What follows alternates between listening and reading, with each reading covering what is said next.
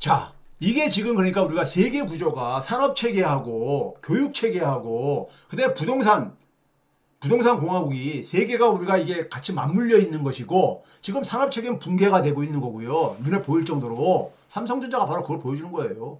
교육체계 붕괴는 지금 의료교육 시스템이 붕괴되고 있는 게 그걸 현재로 보여주는 거예요. 그럼 부동산 남은 게 부동산인데 부동산은 이거는 저는 이것도 붕괴가 조만간에 이거는 세 개가 다 붕괴되게 되면 집이 완전히 무너지는 거죠. 무너지는 겁니다. 그러면 이제 우리는 뭐냐면 새 집을 지을 준비를 해야 되는 거잖아요. 새 집을요.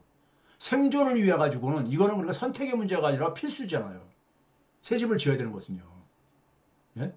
이거는 그러니까 민주당 정권, 이재명 정부 뭐 이런 게 문제가 아니라 그걸 할 수 있는 준비가 되어 있느냐, 역량이 있느냐 이게 문제인 거예요. 그래서 제가 그 사회경제를 재구조화, 재구성해야 된다. 이런 프로젝트가 필요한데 그동안 제가 이제 얘기한 게 뭡니까요? 여러분들 이거 안 하면요. 산업경쟁력 부활 없으면은 지옥이 도래합니다. 0% 성장률 시대가 도래하면요. 국민들 중에서 절반 이상은요. 소득의 감소를 경험할 겁니다. 끔찍한 일이에요. 여러분 이거 지금은 일부 그러니까 아주 저소득층 임시직 일용직을 중심으로 이런 걸 경험하고 있지만은 예? 이게 저기 중산층까지 확산이 되진다고요. 끔찍한 일입니다. 여러분 이거 외면하면 안 돼요. 거시적인 이 경제 구조 문제를요. 거기다가 지금 뭐냐면은 지경학적인 파편화, 소위 말해서 신경제 블록이 이미 형성됐잖아요. 탈중국 해가지고요. 그래서 불평등은 전 세계적인 문제잖아요. 기후위기, 이게 전 세계적인 문제잖아요.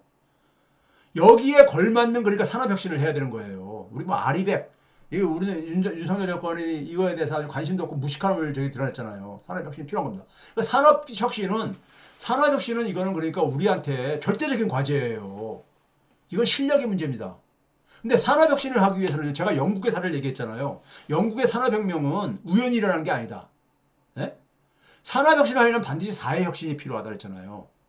사회혁신이요. 사회혁신의 가장 대표적인 게 뭐였습니까? 영국의 의회민주주의 확립이요. 명예혁명으로 완전히 왕권을 제한할 수 있는 의회민주주의 확립했고 그 연장선에서 뭐가 됐습니까? 중앙은행이 영란은행이 설립이 되어지고 그 연장선에서 많은 혁신이 일어나게 하기 위해서 소위 말해서 그러니까 우리가 대표적인 것들 중에 기억나는 걸 제가 여러분들 얘기한 것 중에서 뭐라 했습니까?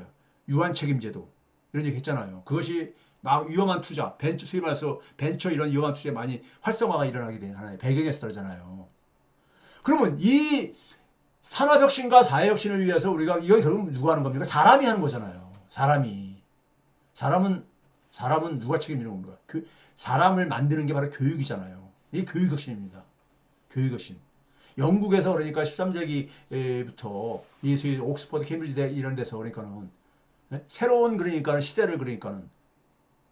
시대를 상상하는 사람들이 그리고 이러한 혁신들은 낡은 것과의 결별을 요구하죠. 낡은 부분들은 자꾸만 자기 거를 그러니까 고집을 하죠. 그래서 제가 이것과 관련해 가지고 지난번 우리 사회가 지금 어느 정도 상황까지냐면요. 은행의 소위 고정이하 여신이라는 게 이 부실채권을 얘기하잖아요. 은행들 그러니까 1금융권조차도 부실화가 지금 진행되고 있다는 얘기예요.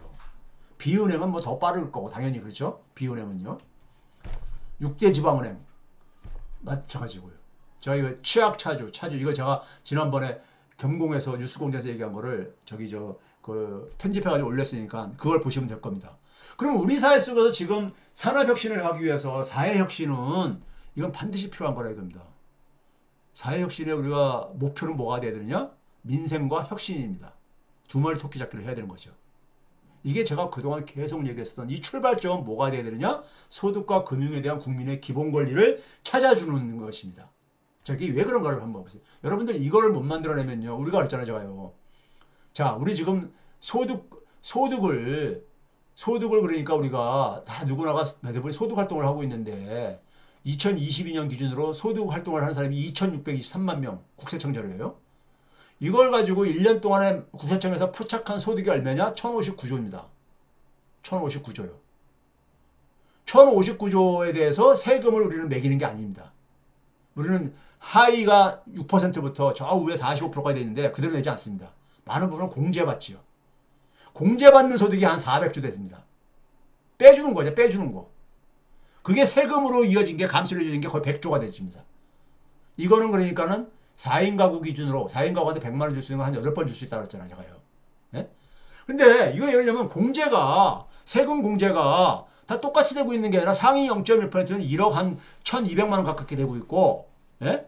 저기 중위에서 50%는 한 260만 원 공제 혜택을 못 보고 있다 이거예요. 예? 이 공제 혜택을 없애버리자 이거예요. 없애버리면 어떻게 됩니까요? 세금이 한 100조 더 거치는 거야. 그걸 그 다음에 사람 숫자에 따라서 나눠주자 이거예요. 국민들 바로 그냥. 그러면 1년에 그러니까는 4인 가구 기준으로 해가지고 한 800만 원씩 받을 수 있다 이거예요. 100만 원씩 8달러 받을 수 있다 이거예요. 거기다 다른 소득, 다른 세금도 확보할 수 있거든요. 똑같은 논리로. 대표적으로 제가 보여드린 거지만, 그러면 1년에요. 최대한 1,200만 원까지 받을 수 있습니다. 1,200만 원. 예? 자, 하여간, 이걸로 인해가지고 우리나라에 소위 말해서 많은 문제가 해결될 수 있습니다. 많은 문제가. 소위 말해서 그러니까 최저임금 논쟁, 예? 최저임금 대상자들하고 자영업자들 싸움도 그러니까 해소가 되어지고요. 예? 그 다음에 많은 그러니까 우리가 소위 취약한 임금 노동자들, 소위 비정규직이나 특수고용이라든가 뭐 이런 분들 있잖아요. 여기에 많은 부분들이 심지어 고령 인구들이 그러니까 우리가 이 빈곤율이 높잖아요. 많은 부분들이 이 소득 활동하는 사람 중에서 많은 부분들이 하위층을 형성하는 게 고령 인구들입니다. 그리고 연금 개혁도 이 문제는 해결될 수 있어요. 연금 지금 핵심 문제가 뭡니까? 예? 너무 받는 게 적다는 거잖아요. 예? 노후에 도움이 안 된다는 거잖아요. 충분치가 않다는 거잖아요. 그러면 문제는 뭐냐면 받을 수 있으면 좋지요. 줄 수 있으면. 근데 뭐냐면 더 내야 되는 거예요. 더 보험료 더 내야 되는 거잖아요. 근데 낼 형편은 안 된다 이거예요. 그리고 이게 계속 지속 가능한지도 못 믿겠다 이거잖아요. 그러니까 젊은 사람들은요. 근데 이거 하게 되면은, 이 소득이 생기게 되면은, 연금소득, 이거 평생 이거 받는 거, 이거 한 해만 받는 게 아니라 평생을 이렇게 받을 수 있는 거거든요. 소득은 매년 오르기 때문에 이 금액도 올라요. 더군다나. 이 금액도 오르는 거잖아요. 매년 우리가 소득이 오르니까는. 명목소득은요. 예? 오르니까는. 매년 오르는 거예요. 이거만큼 그러니까 확실한 그러니까는 이 연금 수입이 어디 있습니까? 국민들이 받을 수 있는. 예? 이 정도도 우리나라 국민들이 이거를요, 수용하지 못하면은 대한민국 소득 격차는 해결 못 합니다. 해결 못 해. 이거 있으면은, 이거 받으면요, 우리나라의 많은 격차 문제가 일시에 해소돼집니다. 그 다음에 우리가 금융이죠. 신용에 있어서 우리가 이중구조를 얘기하잖아요. 예? 대출액 기준으로, 밑에 부분 먼저 봤어요. 시간이 없으니까요. 대출액 기준으로 보게 되면은 우리나라 은행을 이용하는 게, 은행은 62% 정도밖에 안 돼요. 전체 대출해주는 금액 중에서. 나머지는 다 이금융권에서 이루어지고 있는 겁니다. 이금융권에서. 예? 근데 이걸로 인해가지고 피해를 보는 게 누구냐? 대부분이 취약계층들이죠. 누구나가 은행에서 이용하고 싶죠. 근데 은행에서 이용하는 금액이 62% 정도밖에 안 된다니까요. 자, 제가 이런 거 하나 예를 들어 볼게요. 여러분, 이게 뭐냐면요. 우리나라 자영업자 대출은 유명하잖아요. 천조가 넘었다는 건 많이들 알잖아요. 올해 6월달 기준으로 상반기 기준으로 1,060조를 돌파했죠. 1,060조요. 자영업자의 대출이요. 대출액이. 자영업자들이 최저임금 인상할 때면 막 죽겠다 그러죠. 그 사람들 입장은 당연한 겁니다.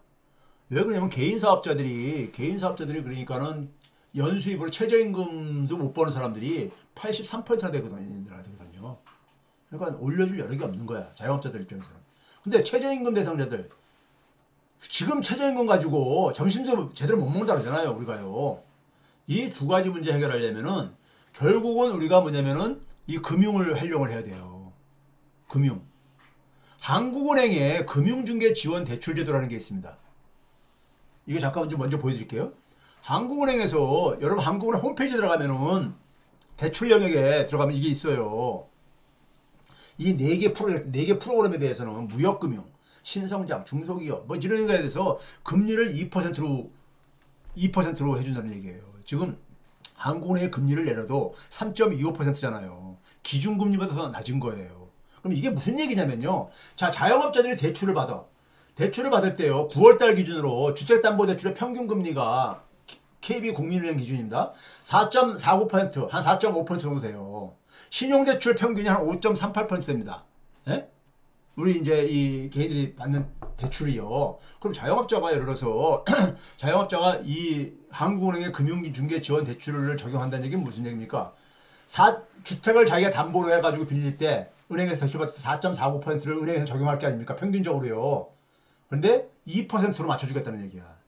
그러면 차이가 얼마입니까? 2.49%포인트가 차이 나죠. 2.49%포인트예요. 예? 이만큼을 이자액을 그러니까 한국은행에서 지원해 주는 거야. 시중은행은 그러니까 손해볼 거 없는 거예요. 그러니까요. 4.49%로 수입이 들어오는 거니까요. 신용대출 경우는 5.38%로 해주고 있는데 이걸 2%로 맞춰주겠다. 그러면 이 3.38%포인트가 차이 나는 거잖아요. 이거를 지원한다는 게 금융중개 지원 대출 금리인 겁니다. 2%요. 그러면 그거를 가지고 현재 그러니까 자영업자 대출액 1060조에 대해서 적용을 하면 얼마가 되는지 아세요? 예? 주택담보대출 저희 때 24조 3천억 원이 되고요. 그 다음에 신용대출 같은 경우 35조 8천억 원 정도에 해당되는 이자 비용이 지원되는 거예요. 절감 효과가 되는 거예요. 이걸 만약에 한국에 지원해야 된다 보세요. 그럼 이 돈이면은요. 이 돈이면은 최저임금을 지금 받는 사람들 있잖아요. 최저임금 받는 사람들이 시간당 이게 어느 정도 금액에 해당되는 거냐면 3,214원에서 4,745원에 해당되는 겁니다. 즉 예를 들어서 자 자영업자들한테 너 24조에서 36조를 이자 비용을 깎아줄 테니까는 최저임금을 인상을 어디까지 해줄 수 있냐 하면은 3,214원에서 4,745원까지 인상을 해줄 수 있는 여력이 생긴다는 얘기입니다. 어차피 돈 그러니까 나가는 똑같은 거니까는. 예? 그렇죠? 근데 이런 부분을 소위 말해서 금융에 대한 국민들의 권리 이런 것들을 안 건드리고서는요, 최저임금 가지고 하게 되면 한쪽은 이거 가지고 못 살겠다 하면서 많이 올려달라고 그러고, 노조들은. 예? 자영업자들은 지금 그러니까 지금도 높다, 인하해야 된다. 이런 얘기가 대풀되잖아요. 둘 다 을인데. 예? 그렇지 않아요?